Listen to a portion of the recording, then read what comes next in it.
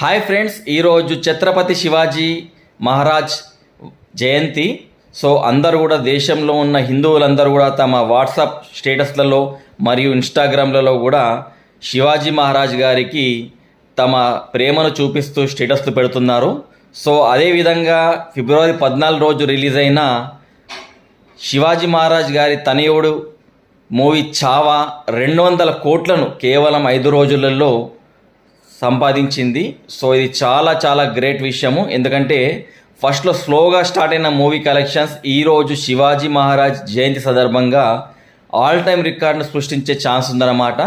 So మన హిందువులందరం కూడా ఇలాంటి సందర్భాలను ఎప్పుడు వదులుకోవద్దు. సో అందరూ కూడా శివాజీ మహారాజ్ గారి మీద, హిందుత్వం మీద ప్రేమ ఉంటే చావా మూవీని కంపల్సరీ థియేటర్లో మాత్రమే చూడండి, అంతేగాని పైరేటెడ్ మూవీస్లో చూడకండి. ఓకేనా?